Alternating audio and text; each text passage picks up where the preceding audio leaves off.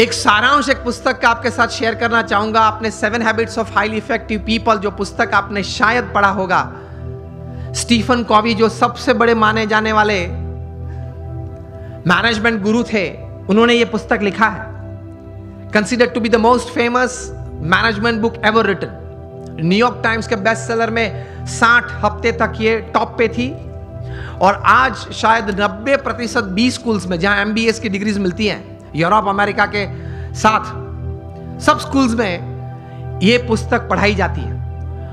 और Fortune 500 companies के शायद ही कोई एग्जीक्यूटिव्स बचे होंगे जिन्होंने इस पुस्तक का कोई कोर्स ना किया हो, कोई क्रैश कोर्स 1 हफ्ते का, 2 हफ्ते का, 5 हफ्ते का कोर्स ना किया हो। इस पुस्तक उन्होंने लिखा, बहुत समझने वाली ये बात है, ध्यान से सुनना। उन्होंने अपने जीवन में यह पुस्तक लिखने से पहले 3000 सक्सेसफुल लोगों का संपर्क किया, जो सिर्फ धन कमाने में या व्यवसाय बढ़ाने में सफल नहीं, बड़े व्यवसाय के साथ जीवन के सभी रोल में सफल थे। हस्बैंड या वाइफ, ब्रदर या सिस्टर, नेबर या रिलेटिव, फ्रेंड, डॉटर या सन, सभी जो रोल हमें जीवन में सभी को करना है, वो सभी रोल में ये लोग सफलता उन्होंने पाई थी। ऐसे 3000 से ज्यादा लोग को वे मिले और मिलने के बाद शांति से 3 साल तक सोच मतलब विचार किए और फिर ये पुस्तक लिखिए, the 7 habits of highly effective people. मतलब अति असरकारक व्यक्तित्व धराने वाले व्यक्तियों के जीवन में ये 7 आदतें मैंने कॉमन देखी। मैं सभी का वर्णन नहीं करना चाहूंगा, लेकिन सिर्फ आपको नाम देता हूं। प्रथम आदत थी प्रोएक्टिव, जो सफलता के लिए बहुत जरूरी है। हम लोग एक्टिव तो हैं, प्रोएक्टिविटी मतलब प्रतिकूल परिस्थिति में सानुकूल प्रतिभाव। प्रतिकूल परिस्थिति में सानुकूल प्रतिभाव। आपके घर में आपके मन के मुताबिक बात नहीं बनी, फिर भी आप सबको साथ देना चाहते हो। आप जो ट्रस्ट में हो, जो संस्था में हो, जिसमें आपका प्रोजेक्ट, आपका विचार अच्छे थे, लेकिन सर्वानुमत से वो स्वीकार नहीं किया गया और किसी और का विचार स्वीकार किया गया, फिर भी आप इतने उत्साह से उस प्रोजेक्ट में अपने आप को वो सेवा में जोड़ सकते हो। ये बोलते हैं प्रतिकूल परिस्थिति में सानुकूल प्रतिभाव। आपका किसी ने अपमान किया, फिर उस वक्त आप स्थिर रह सकते हो। ये सफलता के लिए बहुत जरूरी है। कोई बड़ी आपत्ति आपके जीवन में आ गई, a setback, a failure is part of life, लेकिन उस वक्त आप स्थिर रहे। आपने जो विचार या उस वक्त जो एक्शंस बताए वो नीति नियम के अनुसार थे या गैर रीति में आप चले गए। प्रतिकूल परिस्थिति में सानुकूल प्रतिभाव। किसी ने चांटा मारा, फिर भी आप हंस रहे हैं, हंस सकते हैं। To keep yourself stable is the first important aspect. प्रतिकूल परिस्थिति में सानुकूल प्रतिभाव। दूसरी बात लिखते हैं, begin with the end in mind. जो भी आप करना चाहते हैं तो उसका अंतिम परिणाम आप क्या चाहते हैं वो आप अभी से सोच लें, और अंतिम नतीजा शायद क्या भी आ सकता है वो भी आप तैयार कर लें। तीसरी बात लिखिए, putting first things first, priority. चौथी बात लिखिए, थिंक विन विन। आप भी जीते, मैं भी जीतूं। आप भी पैसा कमाए, मैं भी कमाऊं। आप भी सुखी हो, मैं भी सुखी हूं। क्योंकि ये नेट का जमाना है, एज ऑफ इंफॉर्मेशन है, क्वालिटी कंट्रोल का जमाना है। आप किसी व्यक्ति या किसी कलीग के साथ 1 बार 2 बार चीटिंग कर पाओगे, तीसरी और चौथी बार नहीं। यस और नो? Think win win. मैं जिसके साथ धंधा करता हूं वो भी जीते, मैं भी जीतूं, वो भी सुखी हो, मैं भी सुखी हूं, दोनों कमाए। 5वीं बात लिखी थी, seek first to understand and then to be understood. ये मिलियनर यूथ समृद्ध जीवन के लिए ये आदत बहुत जरूरी है। Seek first to understand and then to be understood. आप पहले वो व्यक्ति को समझने का प्रयत्न करें, फिर वो व्यक्ति मुझे समझे, ऐसी अपेक्षा रखे।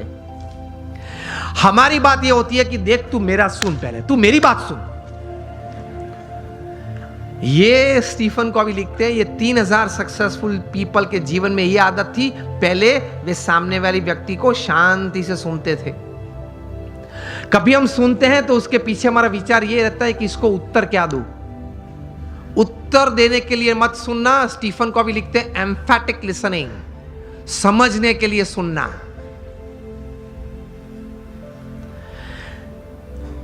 पांच आदतें हुई। 6 लिखते हैं सिनर्जी।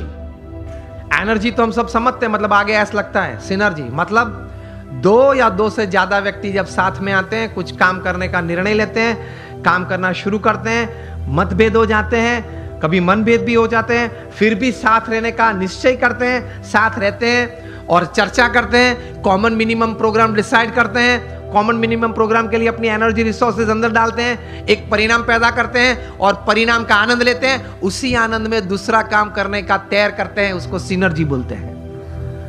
ये सिनर्जी के साथ काम करना वो आपको समृद्ध बनाएगा।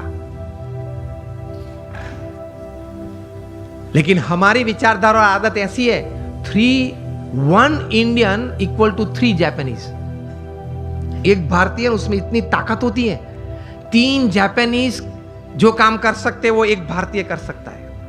1 Indian equal to 3 Japanese, 2 Indians equal to 1 Japanese.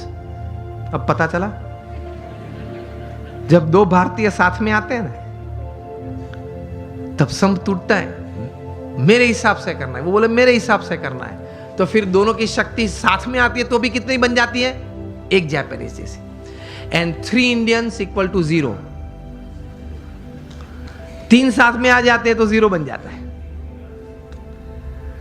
मुझे तो अभी कहा गया कि सब यहां जो आपकी टीम है जीतो की और ये ऑर्गेनाइजेशन के, सब कई बार बात करते थे, सब जब पीछे बैठे थे, बहुत सम से एक बहुत अच्छी टीम बनी है और बहुत अच्छा कार्य कर रहे हैं।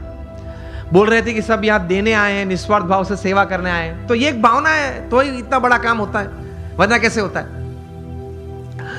और 7th हैबिट लिखते हैं शार्पन योर सॉ।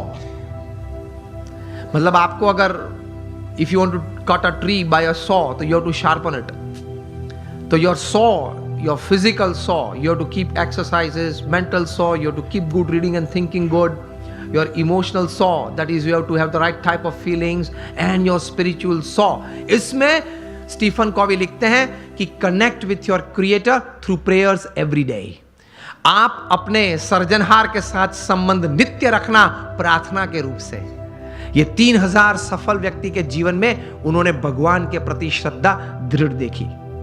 ये सफलता का बहुत बड़ा कारण है, क्योंकि जीवन में ऐसे प्रसंग बनेंगे जब आपके मोबाइल में 500 नंबर होंगे, किसको फोन करूं वो प्रश्न आ जाएगा। और ऐसे प्रसंग बनेंगे सिवियर फेलियर के, जो लाइट हम देखते हैं, इलेक्ट्रिसिटी देखते हैं, थॉमस अल्वा एडिसन ने दी। एक बार सुबह में बड़ी आग लग गई और पूरी एडिसन फैक्ट्रीज जल गई। एडिसन को किसी ने बताया, वे चले सुबह में देखा कि it was a heap of ashes. छोटे बच्चे को साथ में लेके गए थे और बच्चे को बताया कि go and call your mother. क्यों? She might not have seen such a big heap of ash in her life. कितने स्थिर थे। और एडिसन की पत्नी जब आई, तब वो पत्नी तो एकदम जमीन पे गिर पड़ी कि हमारी फैक्ट्री की पूरी जल गई है फैक्ट्री। एडिसन ने अपनी पत्नी का हाथ पकड़ा और उसको स्टेबल किया और एडिसन बोले ऊपर देख के, thank God all my mistakes have burned up, I am coming back at 10, I will start again. और ये इलेक्ट्रिसिटी और ये लाइट हमको दी। उन्होंने बोला कि भगवान आपका आभार, मेरी सब गलतियां जल गई। वो गलतियां नहीं थी, जब तक वे अस्तित्व में थी तब तक वे रिकॉर्ड्स थे, डेटा था। You got my point? जब तक वो पेपर्स थे, जब तक फैक्ट्री जल नहीं गई थी, लेबोरेटरी थी, तब तक वो सब क्या था? रिकॉर्ड्स और डेटा था। एक बार जल गई, यहां अभिगम बदल दिया, गलतियां थी, जल गई, I will start afresh. He did it and he give this.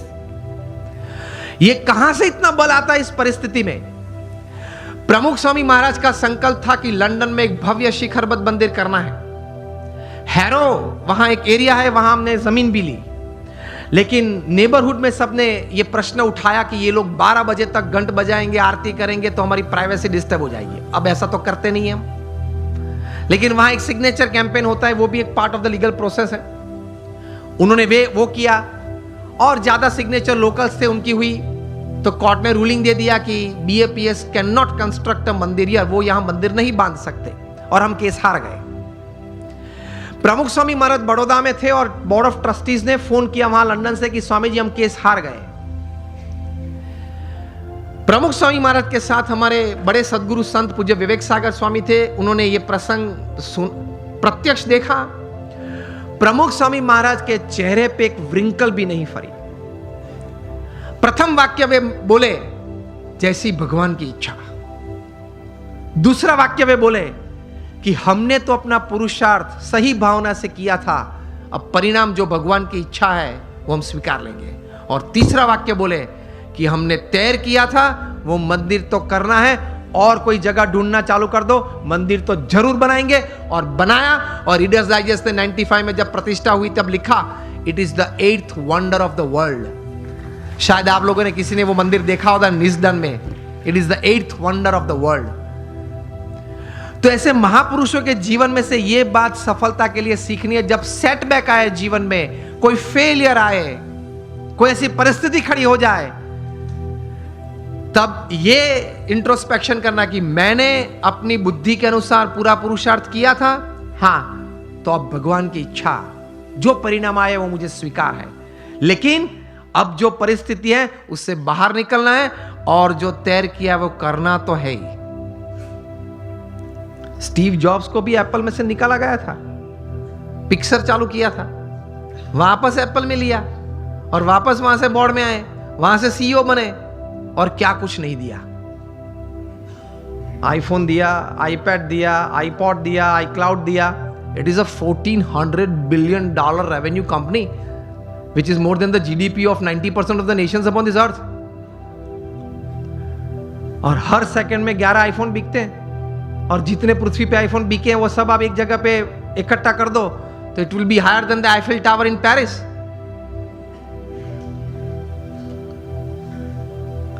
वे भी अपनी परिस्थिति जीवन में ऐसी थी जब खाना खाने के लिए हिंदू मंदिर में जाते थे। स्टीव जॉब्स, यही नाम का जीवन चरित्र उनके बचपन के मित्र एरिक्सन और निक बिल्टन ने लिखा है, उसमें यह बात लिखी है। तो ऐसी परिस्थिति आ जाए जब स्थिर रहना, स्वीकार लेना, भगवान में श्रद्धा रखना, थोड़ा आत्मविश्वास रखना, थोड़ा समय जाने देना, पुरुषार्थ करते रहना, बाहर निकल आते हैं। लोग बाहर निकल आते हैं। ऐसे you become a millionaire youth. आप एक समृद्ध व्यक्ति बन सकते हैं।